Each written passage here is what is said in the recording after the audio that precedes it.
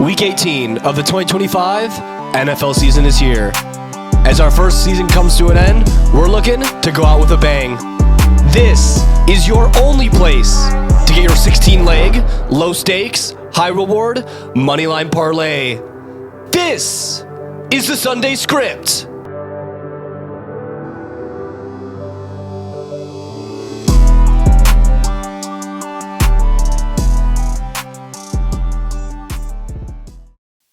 All right, everyone, welcome back. Week 18 of the Sunday Script, the final episode of the first full regular season here. They say there's always two winners in the NFL, right? The team with the number one overall pick and the team that wins the Super Bowl. So we'll have to see who wins the Super Bowl, and we'll get into who's going to get the number one pick here soon. Last week was a rinse. I don't even know the fucking record, to be honest with you. It was a rinse. I mean, Tampa's out there losing, you know. Aaron's throwing to no one. It's just the Rams are rinsing in Atlanta, like we said last week, going all the way to Atlanta and losing a game. You know, they travel poorly when they go out east. Oh, man. That one was a fucking classic, of course. Oh, yeah, that was a classic. Yeah, they got ref balled twice in the span of 2 weeks. The ref ball was insane, dude. And we'll talk about it some more here. But the good news is we don't have the Thursday night rinse or a Monday night finisher this week. All the games are on Saturday and all the games are on Sunday, and that is, of course, to make sure that teams aren't scoreboard watching, you know? So that means that they can get the best product out there for all the fans that are paying to go see, you know, Chiefs Raiders. Right? Yeah. Right? So the Raiders don't just, you know, rinse on purpose for their number one overall pick, but we'll get into them later. But that moves into the first game here. This is going to be a big game for the NFC South. We got the Panthers going into Tampa Bay. Tampa's favored at -2.5. That's probably just that home favorite. But this is the battle for the NFC South crown, with the winner hosting a playoff game and the loser season coming to an end. And now it becomes interesting with the Falcons winning on Monday night. If the Falcons win... Fuck, I forgot what it was. If the Bucks win and Atlanta wins, then I believe that Carolina still gets the spot.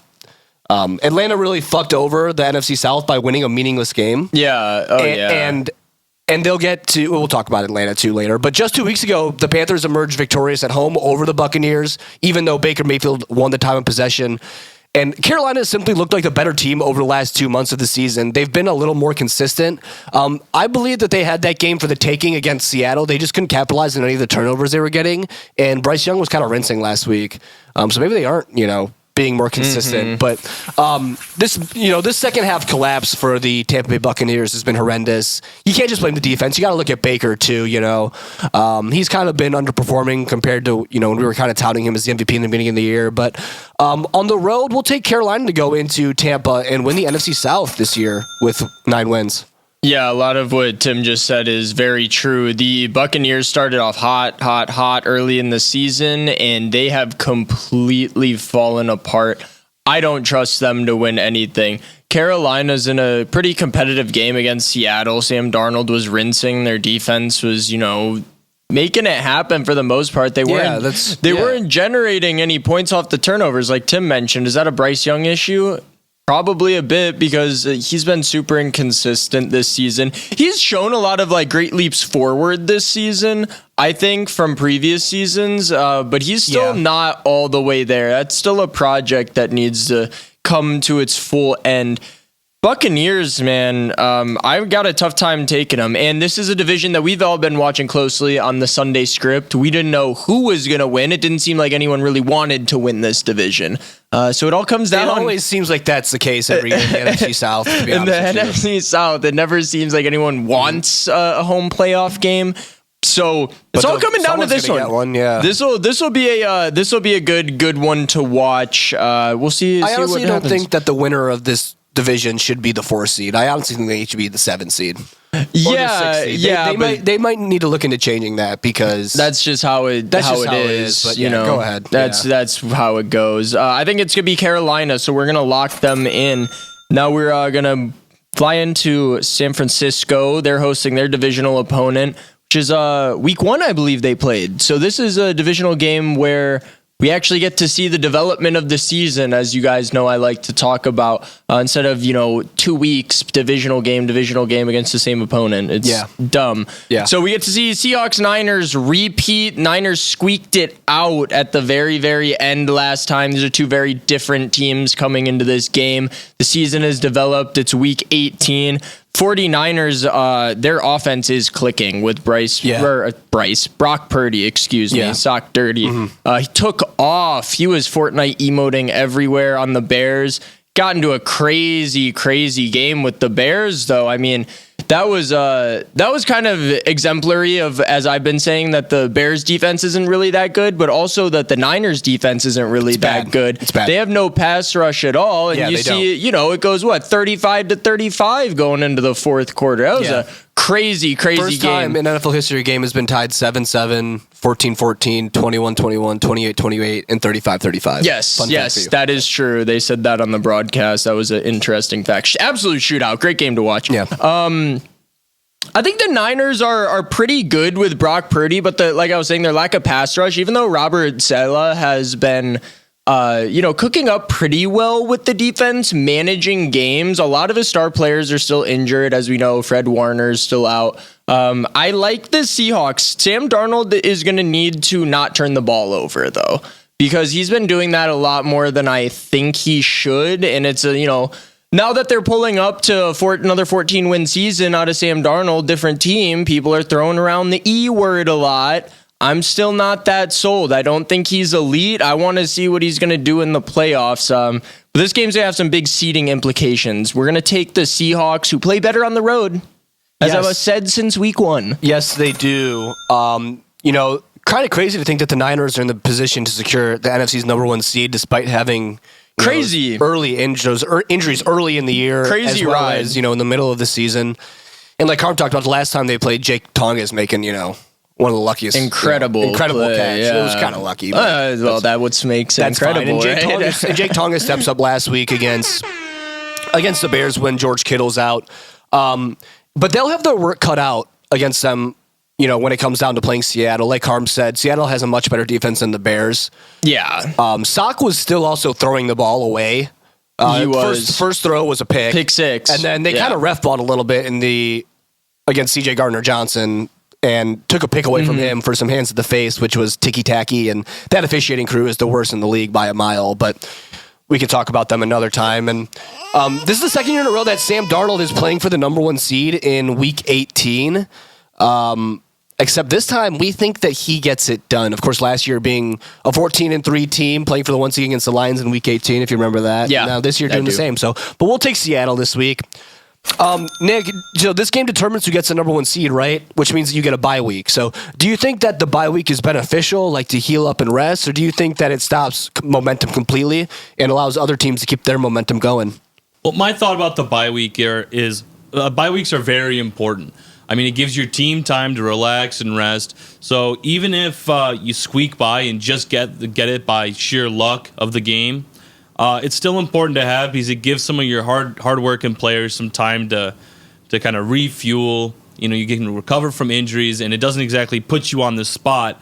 So it kind of leaves the operation less stressed than it would just regularly competing that week. That is a good point. And if San Francisco ends up winning this game, then they can just stay at home all the way if they want to make it to the Super Bowl. Yeah. Super Bowl and being in play in the Super Bowl. And play in the at Super home. Bowl at home. Right. Which interesting fact about the 1 seed too. Over half, or I think it is half, almost 50% of number 1 seeds go to the Super Bowl. Do they? Yeah. But I I don't don't think the Niners. some rinses in the bye week. Teams come off the bye and then they rinse. just rinse hard. So yeah. I think it depends on and the I don't team. think it's going to be the Niners anyway that win this game. But if they do, I still don't think that they're Super Bowl contenders, considering their D-line is horrendous. I mean, Caleb diced them up last week. But, Agree. That'll move us into a meaningless game, Browns versus Bengals. We're going to have a couple meaningless games on this. A lot of them. Yeah, a lot of them. But the Browns will be trying to get the Myles Garrett single season sack record, which should have an asterisk on it for being. Yeah, it doesn't count. For being in 18 games. I agree, it doesn't count. Doesn't count. And he might not even get it, so we'll just have to see. But Cincinnati will likely have success on the ground, as Cleveland has surrendered, 155 rushing yards per game and 5.1 a carry over the last month. which is horrendous. Joe Burrow played a lot better last week, but that was against the wishy-washy Cardinals defense that can't really stop a senior home if they wanted to. And, Shedeur is on track to have his 5th consecutive game with an interception, and that'll probably be the difference in, I would say, a little bit more of a low-scoring game than the Bengals got against Arizona, considering Cleveland has an actual defense. Now, last week when you're going against Aaron and he's just throwing to MVS and Adam Thielen, seemingly like it's 2017, I mean, what else, it's not that hard to play defense against those two, but that's okay. Congrats to Cleveland. We'll give them some kudos there. But we're going to take the Bengals and Joe Burrow this week. Yeah, it's a pretty obvious one for me. Myles Garrett is going to have an asterisk if he's able to get to Joe Burrow. He should be able to. The Bengals' offensive line is terrible, notoriously bad. I think he should have had it last week. I think Aaron's ego wasn't going to let him get put on the sack record poster as like the final sack. That's why he was kind of just throwing it away early and stuff. Yeah, and it is what it is. 17 games. Yeah. Or well, no, it would have counted. Yeah, it would have counted last week, but now it doesn't count. So the Browns really have nothing to play for on defense. Shedeur sucks. I said the jury was out. Well, the jury's in. He sucks. They're going to be quarterback shopping. I won't be surprised if we see the 52nd quarterback under center at the start of next season. We'll see. I don't know. I think the Browns are a dumpster fire. They should be playing for draft positioning anyway. Bengals should be looking to maybe see what they can get for Joe Burrow and also playing for draft positioning. So don't expect anything too exciting out of this game. Yeah. Both the seasons are over. That'll take us into another divisional game, but both their seasons are over as well. The New Orleans Saints are flying to ATL to take on the Falcons at -3. Saints, as I've been saying, have been playing for the baby food eater. Yes, I'm excited for next season. Yep. There was a discussion on, speaking of a poverty-losing franchise, the Jets, Aaron Glenn, we'll talk about him later, but I'll bring it up now because it's an interesting point. He was saying that his team, there was a lack of effort, and that's not something you ever really want to say as a head coach because that kind of means that you've lost the locker room. The players aren't really playing for you anymore. That is the opposite of the case in New Orleans. I think that the Saints are going to come out and play hard as they have been all season despite losing games. They've lost some heartbreakers. They've lost some close ones. They're going to want to go out on a high note, come into the season hard. The Falcons, I can't stand them. They rinse us every week. Yeah, man, I don't really. And don't be surprised if we get another, NFC South divisional rinse again from the Falcons, as we've seen time and time again. They beat the Rams in a crazy game, honestly. They beat Buffalo earlier in the year, too. Yeah, they beat Buffalo earlier in the year. But honestly, the Rams was I was watching that game. I was like, the refs got this Falcons spread for sure. Of course. For sure. Of because course. that was like, some of it was blatant, man. Some of these calls are no calls even as well. Yep. Falcons get ref balled to a victory. I think the Saints are a better team. I think the Saints are going to be a much better team next year, even with the return of Penix. So we're going to lock in the Saints on the road. Yeah, 4-game winning streak by the New Orleans Saints. If you would have told me that at the beginning of the year, I would have thought you were crazy, but here we are. They've held opponents to just 17.3 points per game, and Tyler Shucks got a 71% completion percentage, so oh shucks, here comes the baby food eater, right? I mean, Kellen Moore, dialing up a great system for white Caleb Williams, and Tyler Shuck will easily be the quarterback of the New Orleans Saints next year. If he is not, I think that's a big mistake. Like I've been saying, there's a reason that Kellen Moore drafted Tyler Shuck. Kellen Moore is not really yet grouped into these offensive minded geniuses, the Shanahans, the McVays, the Ben Johnsons, the Midget LaFleurs, but I think next year we will start to hear him in that conversation. Yeah, I think so I think too. the Saints easily go from worst to first this year, and I will be a frequent visitor on the Saints train as well next year for sure. But on the Atlanta side of things, like I said the other week, they're seemingly going to go 7-10 again, and when they lose this game, Raheem Morris is going to get shit canned. So, good for you, Raheem Morris. I mean, 7-10 for the past 2 years, and you have no. They should have just played Kirk Cousins. I don't know why they drafted Penix. That made no sense to me, but we'll take the Saints for sure. But Nick, do you think that you can carry momentum into the next season, or is that's just definitely coach speak, right? I definitely think it's a bunch of wash. Yeah. I mean, carrying momentum. Momentums are things in motion, and then in the offseason, you're not really in motion. You don't know how you're doing. You don't know how you stack up against other teams. So, and I'm sure most of them are out partying and living it up. Season's over. We were either winners or losers. Regardless, they're all rich. So I think the whole this will carry the momentum in the next season. You can carry an attitude into next season, but momentum comes and goes, and it's like lightning in a bottle. You got to catch it, and you got to hope that you can keep it in the bottle because you're not going to catch it again. I agree, especially when it comes to the Saints. I mean, trash team this year. I know culture can carry over, right? But definitely not momentum. So that's a great point, Nick. Well, that'll move us into US Bank Stadium in Minneapolis, Minnesota. When I saw this spread, I was kind of like, huh? Yeah. And then I realized, well, it kind of makes sense. And we'll dive into it. Vikings, Packers versus Vikings. Vikings are -6.5. And Malik Willis is probably going to have no one to throw to. I mean, I doubt Christian Watson plays. Sobs will probably play. Jaden Reed will play. But listen, the Packers are extremely hurt. They have nothing to play for. Like, literally nothing. This is actually a preseason game. Yeah. And we will probably be watching that game at some point and go, who the hell is that? And you're a fan of the team and you probably won't even know. Definitely. And I know most of the players on the team, but I couldn't tell you who their, fourth string cornerback is, or because that's what they're going to be toting out there against the Vikings. And the one good thing for the Packers this week is they can get another win. And like I said, it means nothing, but you get Max Brosmer again this week for Minnesota. So you can maybe get a Max Brosmer masterclass. However, that probably won't happen because last week we definitely saw a B-Flow masterclass against Goof. I mean, Goof just dropping the ball and hung over from Christmas Eve or something, man. I don't know what he was still doing, drunk, man. Yeah, but we'll talk about the Lions here later. But Vikings are somehow going to, if they win this game, have 9 wins on the season, which is crazy to say. They would end the season winning 5 in a row. But if you look at the competition, I mean, that makes sense. Yeah. But, the whole discussion with them going forward is what do we do with the quarterback next year? Is 9 starting, or we train for Joe Burr? Because I know that's been circulating for sure. But we'll take the Vikings this week. It's pretty obvious, as Tim said. This is basically a preseason game. We have to lock in the Vikings. B-Flow is gonna, be picking on a bunch of fourth stringers. Injured Malik Willis, who left the game last week. They popped that thing back into place, though. Yeah, no, it's fine. But I'm just saying he's hurt. He's gonna be thrown to fourth string cornerbacks.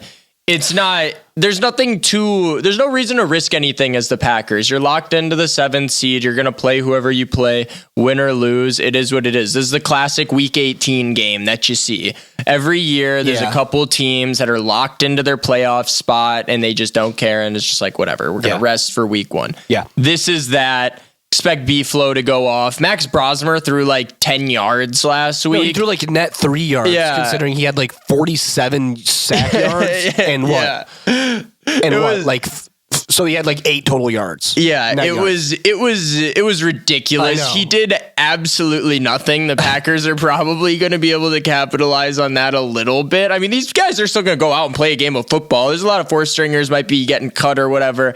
I don't see it, man. I don't see it. Even with Max Brosmer, give me the Vikings. Yeah. See Max Brosmer get his first win, or second win. Yeah.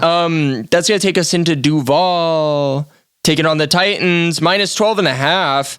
I don't like that. I don't like that either. I feel like Duval is probably that's a gonna, Week 18 just tease. Yeah, Duval's going to take it pretty mellow. They beat up on the Titans pretty good last time. I don't really see why they need to, go full pedal to the metal with how they're going right now. They're looking like a pretty formidable playoff team. I'd say let's just make it to Week 1 of the playoffs and turn the gas back on from there. Yeah. Could maybe lose some momentum. Cam Ward had a pretty nice game last week. I like what I'm seeing out of him. I want to see him develop more. They need to get that kid a coach. They get him a coach ASAP. Like Tim was talking about, right? You got Baby Food Eater with Tyler Shuck. You got Ben Johnson with Caleb Williams. The young quarterbacks need that head coach that you bring in and can coach them up and teach them an offense so they can learn how to be professionals. And then eventually maybe go to another team or go to the playoffs or whatever else. Titans are going to pack it in for the season. maybe some bright spots, at least with the quarterback play next year. We're going to lock in Duval. Don't like 12.5, though. No, That's I a don't lot. either. The one thing is the Jags can clinch the AFC South with a victory, and if Denver loses, then they can clinch the number 1 seed in the AFC, which means that the road to the Super Bowl in the AFC goes through the piss-filled pool in Duval. Which would be interesting to say the least. Cam Ward has performed like a franchise caliber quarterback to close out this season, but he has no supporting cast. I mean, Calvin Ridley, like I said, gambled his way out of the season, and Tony Pollard is, hanging on by a thread there. So, not much to say about the Titans other than what Carm said. They need to get themselves a coach, but we'll take the Jags this week. That brings us into Cowboys going into MetDeath. I guess this is somewhat of a rivalry game. I mean, we hadn't seen the Giants and Cowboys play since they played in Jura World week 2, and Russell Wilson was throwing moon balls and winning a game for them. No, they lost, actually, didn't they? They lost. Yeah, they lost that game in a shootout against the Cowboys. I don't really anticipate much offense production in this one, given the injuries on the Cowboys' offensive line. However, they should be able to clear 25 points each, I would say. And this is just a game for Fart to make him, kind of solidify himself as the starter in New York next year. They beat up on the Raiders last year, and he's, emoting in the end zone and doing all, and everyone's talking about his mom's leather pants that she wore. But, we see it all the time, right? A week 18 win that only comes in week 18. You know what I mean? We saw it last year, Bears-Packers. I mean, we went to that game and meant nothing to the Bears, meant nothing to the Packers, and the Bears come out winning even though they won 5 games last year. Yeah. Right? So we see it all the time in week 18, right? So we're going to take the G-Men in MetDeath to get a win this week. Yeah, I got to lock in the G-Men. I'm expecting a breakout game from Fart if he stays out of the blue tent, which he is liable to do. He's got to be making hundreds of millions of dollars, the amount he's negotiating. In the blue negotiation tent, he's negotiating every game, dude. He has been. But yeah, Cowboys defense is bad. They're out of the playoffs. Giants are out of the playoffs. I think it would be smarter for the Giants to lose this game, but they won't. It's a rivalry game. They're going to be playing with their piss hot, as Matt LaFleur says. I think both of them will be playing with their piss hot. They had a crazy game earlier in the season, the Giants and the Cowboys. Did. However, Malik Neighbors had not been victimized by MetDeath. No, he hadn't. That's a great point. And Danger Russ was looking vintage with the moon balls. We're getting Fart this time. I think Fart will probably, run 2-3 touchdowns, maybe a passing touchdown. He's not playing a good enough defense to really accentuate his rinsing as he does. Doesn't get hurt. Giants will walk away with this one pretty easily. Yeah. We are going to go into whose house? Rams' house. Taking on the Cardinals in week 18. Rams are coming off that Falcons rinse, dude. Yeah, the Rams are kind of falling apart here.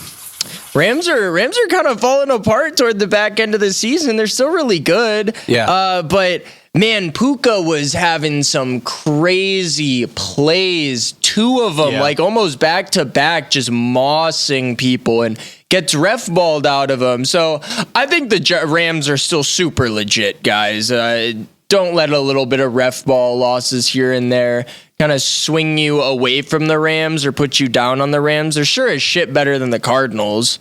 And they're sure as shit better than the Cardinals with nothing to play for in week 18. Yeah. If you want to look at anything in this game, just look at Sean McVay and Jonathan Gannon, right? Yeah. Apples and oranges. That's just apple and a rotten, stinky apple. Yeah, so something like that. Lock in the Rams on this one. Yeah, the Rams will actually get the scoreboard watch. Like I said in the intro, they prevent that from happening. But the Rams will get to watch the Niners play on Saturday night because if the Niners win, that means the Rams are the 6th seed in the NFC, which means they got to go to Philly if Philly gets the 3 seed, or they got to go to Chicago if Chicago gets the 3 seed. Yeah. And we've seen them travel to the East Coast. They haven't really traveled to the Midwest this year, but they've looked bad. Yeah. I mean, they've looked bad. Which is crazy, though, because they beat the hell out of Jacksonville overseas. Right. They beat the hell out of them overseas, but everywhere else they've traveled to closer. Right. They've that's just the international rants. Yeah. So. With how Arizona's been playing, I mean, Jimmy Garoppolo and Blake Corum can just win this game themselves if they wanted to play them. If they wanted to play Jimmy G, I mean, this Arizona team is one of the worst teams I've seen in a long time. Coaching wise, not quarterback wise, because Jacoby's legit. But when you talk about Kyler and what that's going to look like next year, maybe Kyler's on the Vikings next year, possible, or maybe he's on Miami Jets. Oh, that'd be great. That'd be great. That would be a perfect fit for him. If Kyler went to the Jets, that'd be fantastic. You heard it here first. But we're going to take whose house? Rams' house this week on the Sunday script. But Nick, with no Devontae yesterday, Puka Nacua showing up, and clearly it, is a disadvantage for the Rams not to have Devontae out there. I know that impacted your fantasy. So how'd fantasy go for you this year? Fantasy went, overall pretty well. I mean, second place. And that's from going from watching no football in a year to watching all of it. So I don't know what everyone else is doing.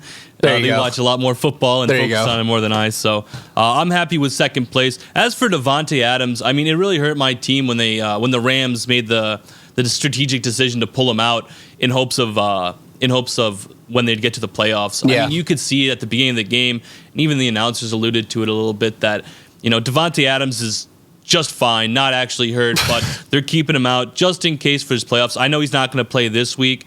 They might say doubtful or something else, but he's going to still be out going into the playoffs, so that he's well rested and they have some talent that is ready to go for when the Rams do go to the playoffs, regardless to where how they plays. Yeah, that's a great point, Nick. And maybe if the Rams cared more about your fantasy team than their overall seeding, then you would have won. So. All right, but we'll move into, this is a meaningless game here besides the number one overall pick, Chiefs versus Raiders. The Chiefs would, love to be the reason why the Raiders don't get Fernando Mendoza and kind of just like go in there and rinse on purpose, I don't really see that happening. There's no way, right? I don't really see that happening. The Raiders have to do everything in their power to lose this game. You would think that Tom Brady's pulling the strings there, and the farther we get, the more I wouldn't be surprised if Pete Carroll is back. If you give Pete Carroll Mendoza, the issue's going to be there's no good candidates out there. There really aren't. No, unless LaFleur gets fired, or Harbaugh gets fired, or Tomlin gets fired. Right, we'll have to see who the firings are. Yeah. But there's really no other good candidates out there. So I think that Pete Carroll comes back for another year. The only thing that could fuck us in this game is we could see, they know they're going to fire Pete. Pete knows that. And kind of what happened with Lovey and the Texans, right, where Lovey rinsed their number one overall pick and the Bears got it. So openly, he admitted he did that on purpose. Yeah. So, but we'll take the Chiefs this week for sure. I mean, the Raiders are done.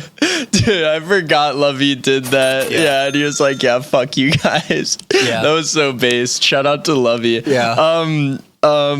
Anyway, we got the Chiefs and Raiders. Absolute snoozer, guys. I don't really see it happening that the Chiefs lose this game, even with Chris Oladuncan, because Jesus Christ, guys, if you've watched any Raider football this season, you probably, outside of the Broncos game that was competitive, that was a Thursday night rinse, which was a Thursday night rinse, you have probably wanted to just like peel your eyeballs out because it's so bad. It is. Gino's done. Yeah, Gino's done, man. I'm a big Gino fan too. I have been, and he's done.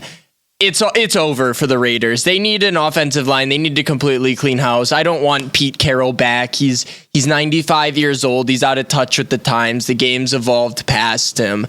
Spagnuolo, on the other hand, though, still coaching a good defense. I know that they got some rinses to the Titans and whatnot, but I still trust the Chiefs' defense way more than I trust the Raiders' offense. Yeah. The Raiders offense, who's honestly probably being told by Tom Brady in the locker room, you better not win this game because we want the first overall pick. Yeah. So that's how I see that going. Take the Chiefs, even though they're on the road, and that'll bring us into Philadelphia taking on the left hand up Washington Commanders. Divisional game, we see it time to time. We've discussed it. Out of contention teams, out of playoff teams in the division, trying to throw a wrench into their top seeded divisional opponents. It's probably not going to happen here with the Eagles. The Eagles roster talent is bar none in the league. despite all of the issues that they've been struggling with, especially on the offensive side of the ball. It seems that the Eagles will like get something going on offense, get into a rhythm, and then just stop doing what's working and go to something else. It doesn't really make any sense. I'd be surprised if they don't move off their new offensive coordinator in the offseason. We'll see. You know, he's under contract. Maybe he needs more time with the team. It doesn't really help that he's dealing with a bunch of prima donnas on the offense. That's a good point. Yeah. So, you know, he's kind of dealt a shit hand in that regard. I have nothing really to say about the Commanders. The Commanders are garbage. Jaden Daniels not playing. I don't know if Mariota's playing, but I think we're getting another Josh Johnson game. Yeah. Even with some seeding involved, I don't like the Commanders in this game. Give me the Eagles. Yeah, I don't like the Commanders at all in general, but you know, last time these two teams played was 2 weeks ago, right? And we, you know, watched that pounding. Yeah. That wasn't even a close fucking game. And now you get Josh Johnson again if you're the Eagles. And, you know, Josh Johnson made some okay plays against the Cowboys last week and kind of ran up the scoreboard in some garbage time crap. But the Eagles don't even really get to scoreboard watch this week to see what seeding they are. My assumption is they'll be the 3 seed and the Bears will be the 2 seed. But give us the Eagles. I mean, the Commanders have nothing to play for, and, you know, they just got to wait for Jaden to come back next year. But, yeah, take the Eagles for sure. But that's going to move us into Dolphins going into Gillette, going into New England. New England Patriots can earn the number 1 seed, you know, with a victory and a loss by the Broncos on Sunday as well. So there's a lot of seeding things here going on. Big thing here for the Patriots is Stephon Diggs is getting charged with assault and battery or something along those lines. I don't know exactly what he got charged with, but he is in a criminal investigation right now. So good for him, I guess, and, you know, good for Cardi B too. Quinn Ewers and the Dolphins got to win against Tampa, which, you know, Tampa's defense is just fucking ridiculous. Yeah, I mean, that's horrendous losing to Quinn Ewers and the Dolphins. And is Mike McDaniel saving his job? Probably not. But he also could be at the same time if you get him a quarterback that isn't Tua turn the ball over. We'll see. But we'll take the Patriots this week. I mean, when they played week 2 of the season earlier in the year, it was kind of a close game and the Patriots come out winning at the end. But I don't see this being close. We'll take the Patriots. Patriots could get the number 1 seed, which is mainly why I like them in this game. It means they're actually going to try a little bit despite playing, you know, it's a divisional game and all that, but the Dolphins are out. They're not going to get in. So we might have just seen like the classic week 18, you know, or teams don't try or some do, whatever. Regarding Mike McDaniels, is he saving his job?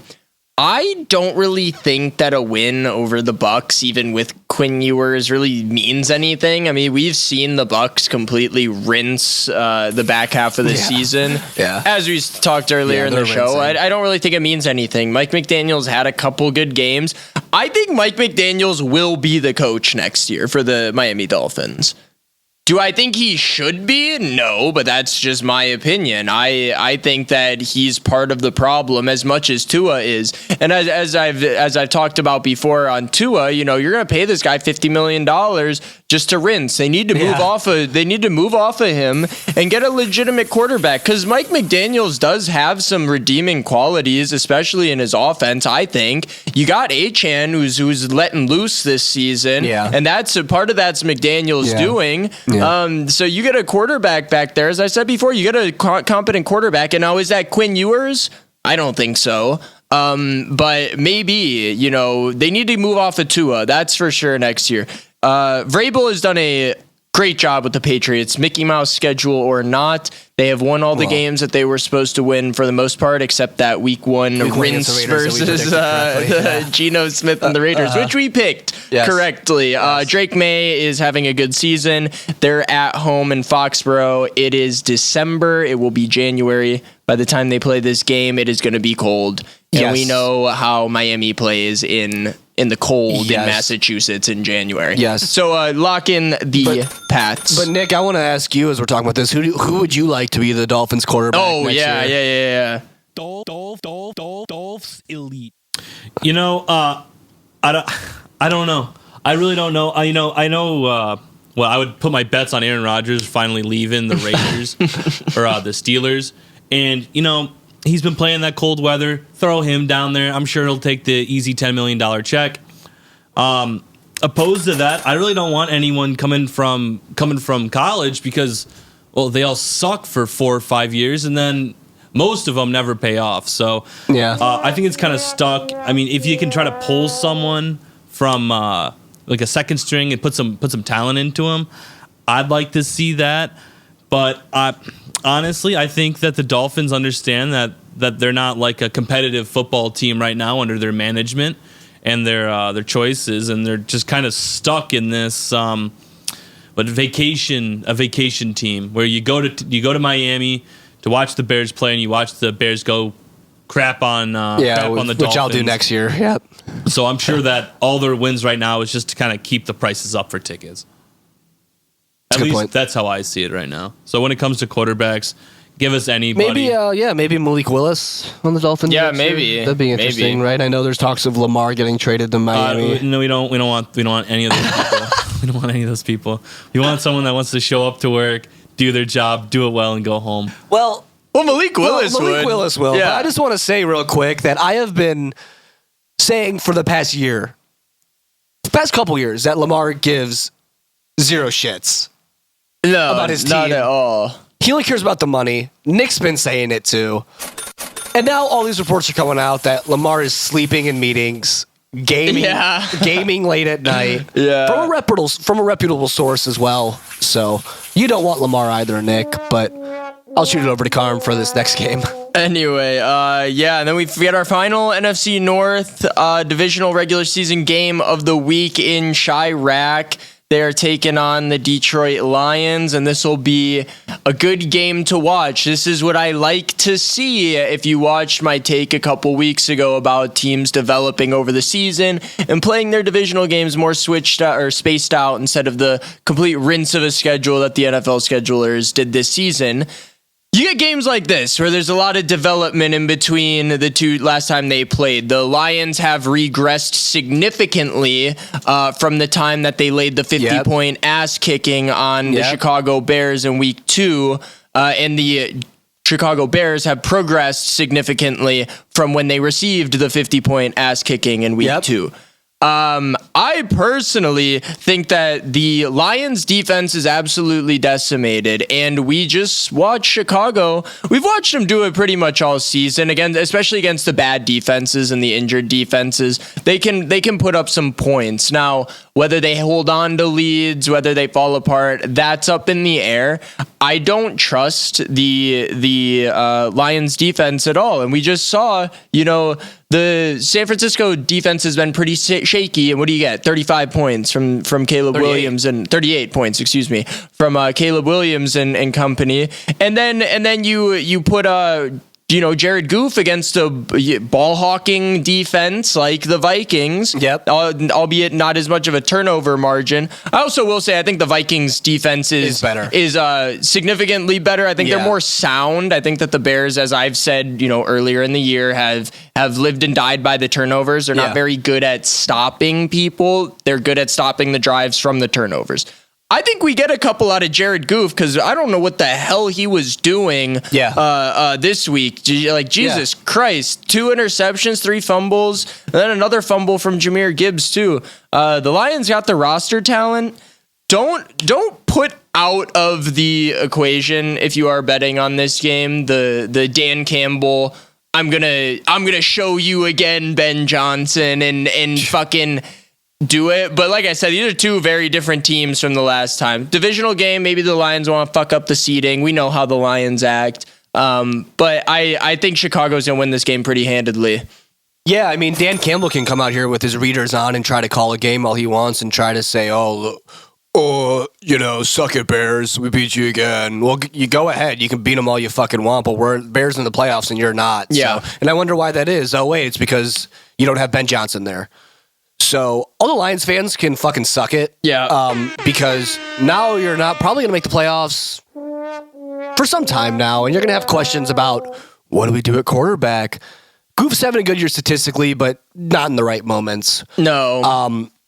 Which is kind of a classic for Goof. Which is kind of a classic for Goof, and Cali Boy comes to Chicago this Sunday into the cold weather, which he has never been good at doing. The Bears lock in the number 2 seed if they win this week, meaning that they'll probably play the Packers here in Chicago for the wild card, which will be very intriguing and interesting. We'll just have to see how everything plays out, right? But this is as much a Ben Johnson revenge game as much as it is for Dan Gamble, to go out there and, Dan Gamble ran up the score on Ben and they asked him, was he supposed to run up the score on you? Like, what do you think about that? And Ben Johnson was like, what the fuck do you want him to do? Yeah. That's what I bet you given the opportunity. And I bet you given the opportunity, the Bears are going to put up 40 this week. I was just going to say and that. They're going to. I bet given the opportunity. And I think they're going to as well. So we'll take the Bears. The Lions can honestly suck it. The Lions honestly, they're so back to poverty. It's so awesome. Yeah, they're poverty and they're back to it. They had their success and it's great to see. But Nick, did the Bears offense prove anything to you on Sunday night this week? Yeah, I mean, this is something I've been saying all season, but people don't really want to get through their heads is the Bears offense isn't as incredible as everyone thinks it is. It hurts to say it as a Bears fan, but you got to look at, the proof before you just throw it all into the pudding. They probably should have won last week's game. I mean, it was another kind of Packers situation from 2 weeks ago. Yeah, down some points, could have just thrown a touchdown to score it, but, rinsed. My biggest problem is the offense isn't where I think it should be, and it isn't where a lot of people think it should be. But all the Bears fans want to say a win's a win. Well, I'd rather say we smoked the other team than just say a win's a win. And I think what we saw last week was proof that a win's a win, and we're not smoking any teams this year. I understand what you're saying, Nick. I really do. But I mean, it's leaps and bounds better than it has been in the past. So I'll take their that. offense has been good this year. I agree. It's been better, but look, it's been 1 year. It could be a fluke. I agree. I agree with that. Yeah. They could come out next year. They could come out next year to win 7 games. Yeah. Or 3. So we don't know. Yeah. Well, I mean, fingers crossed it's more, but I want to... All right, Nick, you want to make another script bet? 3 games over under on the Bears next season? We could do it. Let's see how the offseason goes. Yeah, you can hammer that over. All right, we'll see week 1 next But that'll year. move us into... This is a good game for seeding as well. Chargers going into Denver. They're giving Denver minus 12.5 at home against the Chargers, which is fucking nuts. Yeah. That is crazy. Even with the AFC West decided, a win in Week 18 would be significant for either of these teams, right? For the Chargers, it means facing the AFC North champion, which is also a 9-win rinse, right? A 9-win team. Yeah. As for the Denver Broncos, defeating the Chargers puts them at the top of the AFC. So we'll just have to see where the Super Bowl goes through. But I don't have any faith in the Chargers' offensive line against a defense that leads the NFL in sacks. It's that simple. We saw it against Houston last week, who we took, because we knew that Houston would be able to get the Herbert. So we'll take the Broncos. Yeah, it's pretty obvious for that one simple fact that Tim laid out is that the Denver pass rush is super legit. And Herbert, I've said it before, I'm a big Herbert fan. I think he can extend plays under pressure. We saw him under pressure like 70% 1 week and took, I think, 1 sack. So he's very good at extending plays, rolling out, buying time with his legs, whatever. It's going to be a different beast coming into Denver and playing them. And the Broncos offense is pretty solid too. They got a pretty deep receiving core. Yeah. 12.5 points. I don't know if I like that. No. I don't know if I like that, but I'll lock in the Broncos at home on the money line. Now we got a Jets going into the Bills, and I'm sure Jets fans, as we've been saying for a while, are saying the same thing. Just end the season. I doubt that they want to watch another second of Jets football. Pooped on last week, dude. Dude, pooped on, which it's so obvious. Duh. Of course they're going to get pooped on. They're so bad. You get Aaron Glenn, they're probably going to move off of this season. And did he just get cursed by the Jets? Maybe, but it's like, you're a defensive coach. Okay, well, your defense sucks. They have no interceptions. No interceptions all season. Yeah. That's awful. Not one. I know. Like, not one. Give me a break, guys. Like, that is awful. And then Garrett Wilson, who I was talking about last week, who's played like 5 games, still their number 1 receiver, and he only had 395 yards all season. Yep. So you don't even have a single receiver with 400 yards. Still. There's an extra game. God. Oh, my God, man. I wake up every day grateful that I'm a Bears fan. Yeah, dude. God, Because I could be a Jets fan. Because that is awful. The Bills are just better, man. Give me the Bills. Like, Yeah, I don't really know what else to say here besides. Jets are gonna go into Buffalo and win. No, they're not. I mean, Like- the New York Jets quit on the season weeks Yeah. ago, and Buffalo needs to get some momentum going into the playoffs, and this is the perfect game to do that. Same with the Eagles and the Commanders, right? This is the perfect divisional game for you to just beat up on a shitty team and go into the playoffs. So we'll take the Bills, and this will be their last game at Orchard Park. So a little bit of a celebration for that as well. Celebration for them won't be as windy. Yes, it won't be. So that'll move us into the Sunday night game, the last game of the week. No Monday night finisher. This is going to be the Ravens -3.5 going into Ayrshire. Ayrshire, whatever the fuck it is. I don't know. Go back to Hines. Go back to Hines or something better than that. The Steelers need to win, and the Ravens need to win. So this is the perfect Sunday night game for the NFL to put on their slate, right? And the Steelers couldn't do so in Week 17 because, like I said, Aaron Rodgers is throwing to Adam Thielen at MVS like it's 2017. I mean, even MVS kind of rinsed back in the day on the Packers. I mean, Oh yeah, he used to rinse all the time. he used to rinse all the time. Yeah. I mean, Adam Thielen was good, but and Darnell Washington broke his arm too. Well, Thielen was on the Vikings. Yeah, but back in 2017, I mean, he was good. Oh yeah, he was good. He was really good. He was really good for a while. back then, but he was like the pre-Cooper Cup. he was. Yeah. Well, I mean, I don't want to compare Adam Thielen to Cooper Kupp. That's okay. Probably not the best. He walked so Cooper Cup could run. There you go. That's a good way to put it. Yeah. So, with those guys out, DeKalen's punching grown men. Darnell Washington's forearm is broken, and we saw the Ravens just we saw Derrick Henry just penetrate gaping holes against the Packers. Oh my God. And he just ran all over the place. I simply don't have any trust in the Steelers' offense this week. I mean, we saw them put up, 6 points against the Browns? What a rinse. Yeah, dude. So we'll take the Ravens to win the North, actually, this week on Sunday Script. Oh, it's funny that we've gotten here, like week 4, when Lamar got injured, everyone was like, oh, the Ravens are done. And I was like, guys. Well, the Steelers also rinsed. They got this. I was like, guys, they got this cakewalk for when Lamar comes back. And yeah, they lost a couple of games, but now it comes down to it. And the Steelers, DeKalen has completely fucked his team, actually. I think he needs to just be fired on the spot for that because now Aaron Rodgers has nobody to throw to. He was force-feeding DeKalen and Darnell Washington all season. Those were his top 2 receivers, a 300-fucking-pound tight end and DK Metcalf. Yeah. And it's like, he's the only legitimate receiver on that team that's still somewhat relevant. And now Aaron has nobody to throw to, and now he's throwing, 3 times on Denzel Ward to MVS because that's the only moderately viable option. Like MVS is WR1 on your team. Like you got a fucking problem. Houston or Pittsburgh, we got a fucking problem. I know.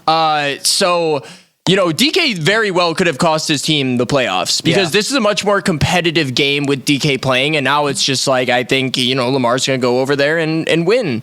Because they're not going to be able to generate any offense in Pittsburgh. Yeah, if Lamar wants to play. If Lamar wants to play and doesn't want to choke like and don't say DeKalen too many times or he might walk through this door. DeKalen might come over here and punch me in the face. Punch you in the face. That'd be awesome. That'd be sweet. That'd be so awesome, dude. Oh my God. That'd be sweet. That'd be a great clip for the shorts. And that would also be great for you financially. I would sue the shit out of him. All right. Anyway. But what that also is is my great, take. Yeah. What also is going to be great for us financially is locking on the last week of the season. No promise on that, though. I mean, Week 18's a fucking rinse. I mean, last year, I think, we had a massive payout for Week 18 because we kind of thought, oh, look at all these rinses that are going to be on the schedule. But we also learned from that last week. So we're on a better path this week. But we'll get into right now our last takes of the regular season this week. So we'll do that right now on the Sunday Script.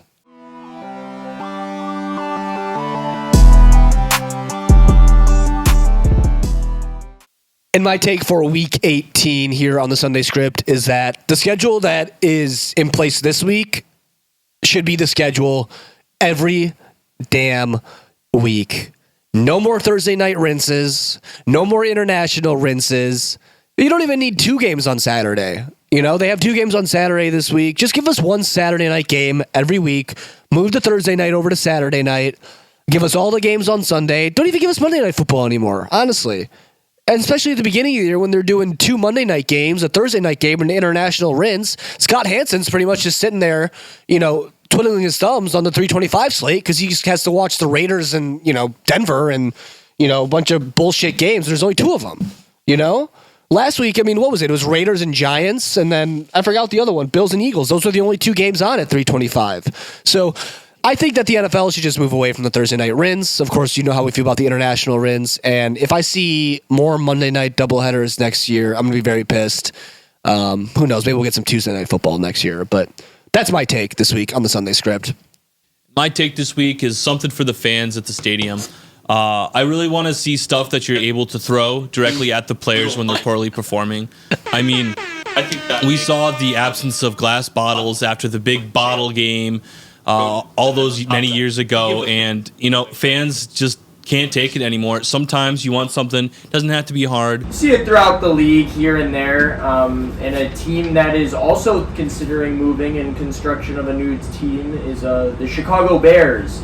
They're thinking about moving to a bunch of different places, possibly Gary, Indiana, which would be dangerous because there's more gun violence there than Chicago. But my point isn't about the Bears or anyone in specific. My point is that the taxpayers should not have to fund the building of new stadiums, especially if you're someone like me living in the Chicagoland area, and I don't even like the Bears. Now my taxes are going to go fund a stadium that I'm never going to go to, never going to enjoy, never going to want. I think that it's unfair when you have billions and billions of dollars flowing through these organizations that the fans pay for every year, that you now have to get subsidies from the taxpayer as well for really no benefit. They always like to throw things around, we're bringing all these jobs and XYZ. Ticket prices are high enough. You can build a brand new stadium every year if you want it. No more taxpayer money going to the sports stadiums. So that's my take. All right, and that'll move us into the Week 18 rundown here on the Sunday Script. Panthers versus Bucks. We're going to take the Panthers to win the NFC South. Seahawks, Niners. We'll take Seattle to fly into Santa Clara and get a win. Browns, Bengals. Give us Joe Burr against the shit stain. Saints, Falcons. Oh, shucks, here comes the baby food eater. We'll take the Saints. Packers, Vikings. We'll take the Brosmer Masterclass and cock this week. Titans, Jags. Give us Duval this week. Cowboys, Giants. We'll take the G-Man at MetDeath to upset the Giants. To upset the Cowboys, I mean. Cardinals, Rams. We're going to take whose house? Rams' house this week on the Sunday Script. Chiefs and Raiders. Give us Chris Oladuncan this week. Commanders, Eagles. An easy game for Philly. Give us the Eagles this week at the link. Dolphins, Patriots. Give us the Pat Riots to beat down on Mike McDaniels in what might be his last game. Lions, Bears. Ben Johnson and Bears Revenge this week against Dan Gamble and his reader glasses. Chargers, Broncos. Give us Bo Picks and Sean Payton this week. Jets, Bills. Just end the suffering and give us the Bills. And Ravens versus Steelers. Give us the Ravens as we're going to rock with the flock to beat Aaron Rodgers this week. And that is your Week 18 rundown here on the Sunday Scripts. We hope to see you next week where you will be significantly richer. And so will we. We'll see you next week on the Sunday Script.